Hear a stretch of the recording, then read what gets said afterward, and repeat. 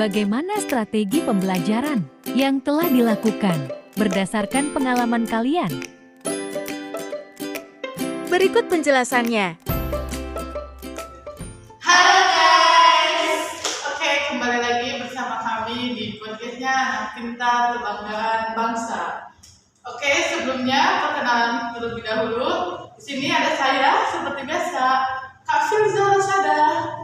Ada Kak Rizky Febrianti, Salma, Fatia. Oke, udah perkenalan ya guys. Sekarang kita masuk ke pembahasan yang dimana saya akan menanyakan kepada kakak-kakak ini semua terkait mengenai strategi pembelajaran ataupun pendekatan apa saja yang ada di pembelajaran SD atau MI. Yang pertama, boleh kalian tanya ya Kak? Silakan. Sebelum memilih metode, apa saja yang harus dipertimbangkan atau bagaimana perencanaan Anda dalam memilih metode selama dalam pembelajaran nanti anak SD? Silakan. Siapa dulu nih? Boleh, Kak Salma. Oke. Sebelum memilih metode ya. Jadi sebelum memilih metode itu ada banyak hal yang harus dipertimbangkan, mulai dari tujuan pembelajarannya, materinya, siswanya, fasilitas sekolah. Kan fasilitas sekolah juga penting ya untuk menunjang pembelajaran siswa. Nah, selain itu juga ada sumber belajarnya, medianya. Oh, ada yang mau disampaikan? Iya sih, kalau menurut aku sendiri setuju sama pendapatnya Kak Salma.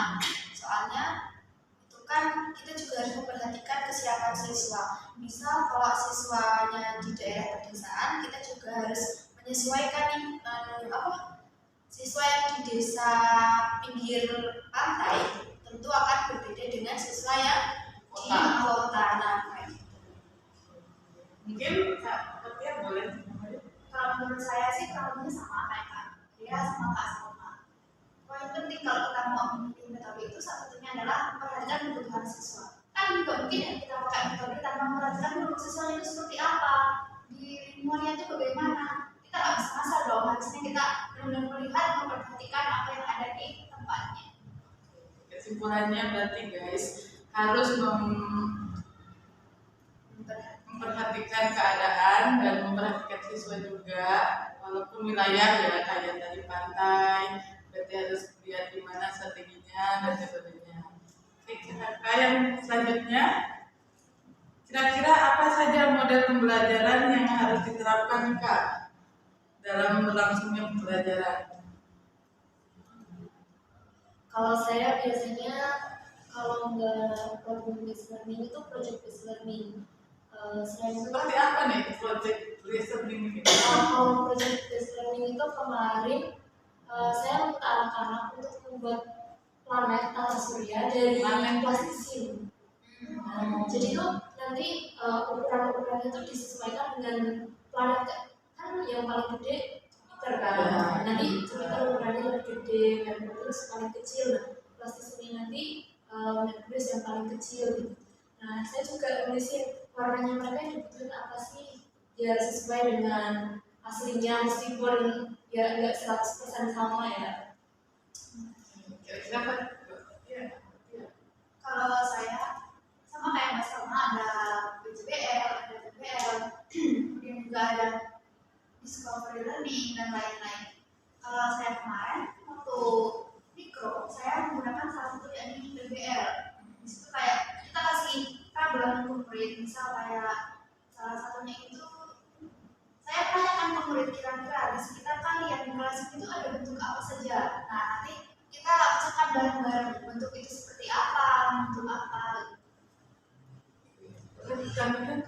Kalau saya kemarin waktu micro teaching itu kan yang sama yang disebutin sama Mbak Salma sama Mbak Fatia.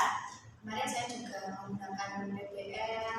Terus kemarin tuh kebanyakan sih saya menggunakan yang cooperative learning yang tipe TGT, Team Games Turnamen. Nah, di situ tuh nanti siswa dikelompokkan menjadi 2 kelompok. Nah, tapi sebelum sebelum bermain itu kita ngejelasin dulu materinya kayak apa. Nah setelah siswa mendapatkan materi, nah mereka dibagi menjadi 2 kelompok. Nah di situ ada 2 soal, kayak dua papan soal gitu kan. Nanti kelompok pertama yang mengerjakan papan soal pertama, kelompok kedua mengerjakan papan kelompok yang kedua.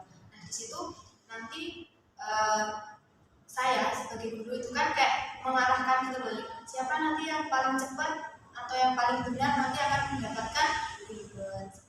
Jadi mereka tuh semangat gitu loh dalam mengerjakan soal-soal itu.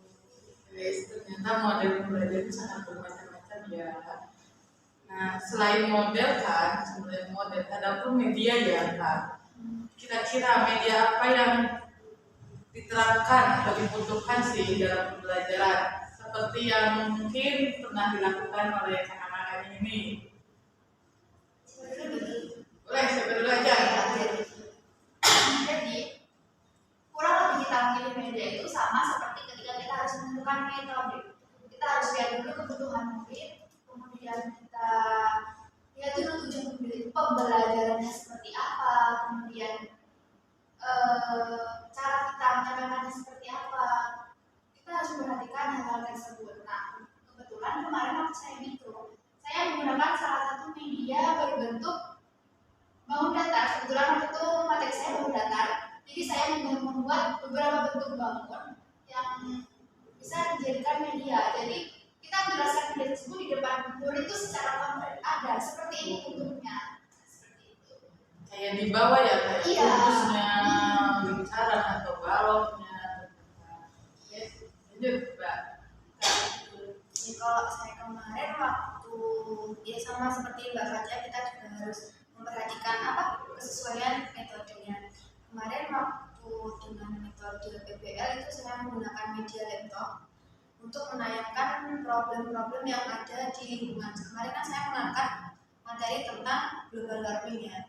Nah itu saya memberikan video tentang kayak kemacetan, kayak kebakaran, kayak gitu-gitu di laptop. Nah selain itu kemarin waktu cooperative learning saya juga menggunakan media papan panorama. Nah papan itu tuh berasal berbahan dasar kertas gitu, tapi nanti ada materinya, ada hiasan-hiasannya. Jadi siswa tuh lebih lebih tertarik gitu loh sama media yang saya tampilkan. Iya, selain sesuai dengan kebutuhan siswa kan juga harus dengan kesehatan guru ya. Nah kemarin itu saya membuat ini untuk pecahan, saya tuh membuat yang dari styrofoam itu nanti dilubangin.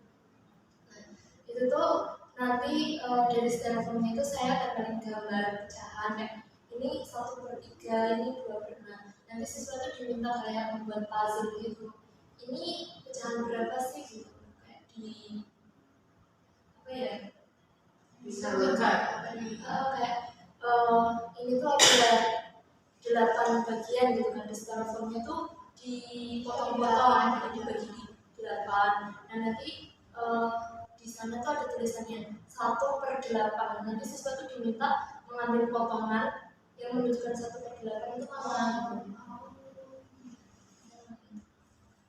Ternyata banyak sekali ya media-media yang menarik untuk diterapkan kepada anak atau peserta didik.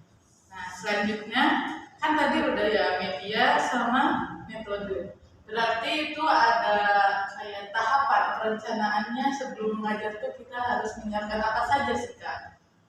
Kayak membuat modul atau apa dan sebagainya. Coba boleh dipaparkan apa yang mungkin Kak Salma dan Kak Dia? Kalau menurut saya yang pertama kita harus membuat modul ajarnya dulu kan. Nah setelah membuat modul ajar kita juga harus mempersiapkan yang pertama kita harus menyiapkan materinya dulu nih. Kita mau menyampaikan materi tentang apa, kita harus juga menyesuaikan materi itu bobot materinya. Nah setelah itu kita membuat modul ajar. Setelah membuat modul ajar nanti selanjutnya kita membuat media pembelajaran seperti itu. Setelah membuat media nanti langsung ke pembelajarannya seperti itu. Nah di dalam modul itu Mbak kira-kira apa aja sih yang perencanaannya? Ya, di dalam modul itu mencakup kayak tujuan pembelajaran, capaian pembelajaran, terus ada tahapan-tahapan dalam pembelajaran, ada metodenya apa, modelnya apa, terus setiap model pembelajaran itu kan ada sintaks-sintaksnya ya. Nah, kita juga menyatukan sintak PBL apa, PJBL apa, kooperatif apa, kayak gitu. Terus ada juga kayak sumber yang kita pakai tuh asalnya dari mana. Misal kalau saya tadi kan sumbernya dari video YouTube kan yang tadi. Nah, itu saya cantumkan sumber YouTube-nya dari mana gitu. Terus saya lampirin kayak media apa yang saya gunakan gitu. Terus ada lembar kerja peserta didiknya juga ada gitu. Nah, sudah mau nambahin Kalau ada selain yang disebutkan sama Mbak Dia tadi tuh yang paling penting mental kesiapan kesiapan guys, ternyata ya. Jadi kan kita harus membuat banyak hal ya, ada modul ajarnya, dan kita juga harus membaca materinya, terus memahami materi yang akan disampaikan kan. Terus juga masih ada lagi kita harus membuat media. Kesiapan guru dalam melaksanakan pembelajaran itu sangat penting. Kita siap nggak nih untuk mengajarkan sesuai dengan modul ajar? Kan percuma ya, kita ada pembelajaran tapi kita sendiri malah belum siap, bisa musuh itu kan pasti pengaruh. Tidak hanya materi tapi mental juga harus dilatih dan dipunya oleh seorang guru sebagai anak-anak bangsa ini. Mungkin cukup ya dari kami. Oke, terima kasih ya kakak-kakak atas informasinya. Mungkin kembali lagi bersama kami ataupun saya di next event